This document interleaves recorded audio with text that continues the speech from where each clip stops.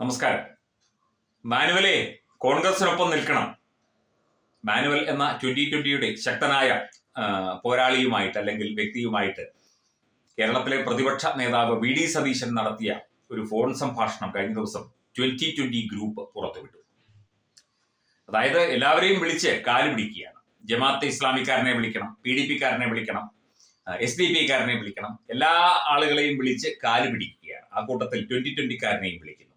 ശരിക്കും എറണാകുളം കേന്ദ്രീകരിച്ച് പ്രവർത്തിക്കുന്ന, എറണാകുളം, ഇടുക്കി, കോട്ടയം ജില്ലകൾ കേന്ദ്രീകരിച്ച് പ്രവർത്തിക്കുന്ന 2020 NDAയിൽ ചേർന്നത് മൂലം വലിയ തിരിച്ചടികൾ ഉണ്ടാകാൻ പോകുന്നത് രണ്ട് മുന്നണികൾക്കുമാണ്. അപ്പം വി ഡി സതീശൻ ഓരോരുത്തരെയായിട്ട് വിളിച്ച് ഇങ്ങനെ ഓരോന്നിങ്ങനെ പറഞ്ഞുകൊണ്ടിരിക്കുകയാണ്. അതിന്റെ ഫോൺ സംഭാഷണം നമുക്കൊന്ന് കേൾക്കാം. ഞാൻ വി ഡി സതീശനാണ്.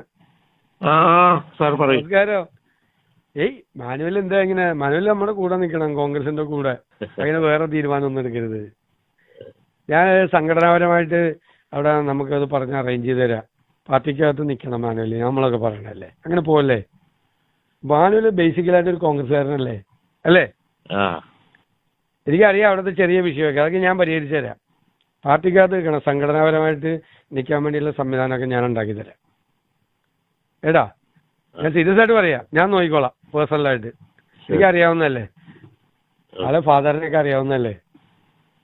എടാ, ഞാൻ പൂർണ്ണമായിട്ട് പ്രൊട്ടക്ട് ചെയ്തോളാം. ഇതിന്റെ ഇടയ്ക്ക് നമുക്ക് നമ്മൾ തമ്മിലൊന്ന് കാണുകയും ചെയ്യാം. സംഘടനാപരമായിട്ട് ഞാനവിടെ നിർത്തിക്കോളാം, ആരെതിർത്താലും നിർത്തിക്കോളാം. എടാ, എല്ലാ സഹായവും ചെയ്തു തരാം. ഇത് ചെയ്യരുത്, മത്സരിക്കൊന്നും ചെയ്യരുത്. എടാ, കേക്കണ്ട, തീരുമാനം എടുക്കരുത് അങ്ങനെ.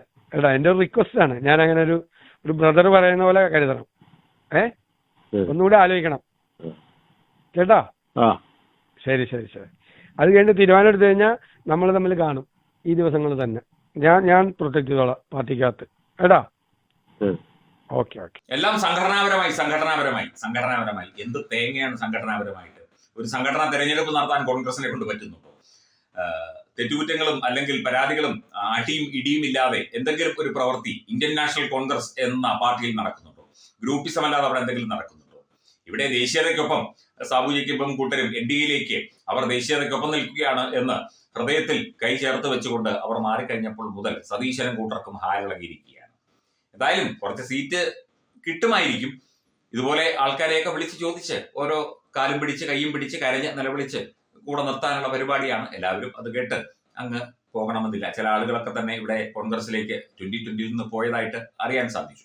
പോകുന്നവർ പോയിക്കോട്ടെ. പക്ഷേ യഥാർത്ഥ ദേശീയതയും രാജ്യസ്നേഹവും ജനങ്ങളോടുള്ള സ്നേഹവും നാടിനോടുള്ള സ്നേഹവും ഉള്ളവർ തീർച്ചയായിട്ടും NDAയ്ക്കും ദേശീയതയ്ക്കും ഒപ്പം നിൽക്കും. സതീശൻ കിടന്ന് നെഞ്ചത്തടിച്ച് നിലവിളിച്ചിട്ട് കാര്യമൊന്നുമില്ല.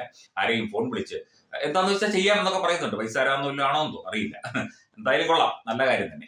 ഇനിയും ഇതുപോലെ പലരെയും, ഇപ്പം മാനുവലിനെ വിളിച്ച പോലെ പലരെയും വിളിക്കുമായിരിക്കും. എന്തായാലും പല പ്ലാനുകളുമായിട്ട് UDF രംഗത്തിറങ്ങിയിരിക്കുകയാണ്. അതിലൊന്നാണ് ഈ കാലുപിടുത്തം എന്ന് പറയുന്ന പരിപാടി എന്ന് തോന്നുന്നു.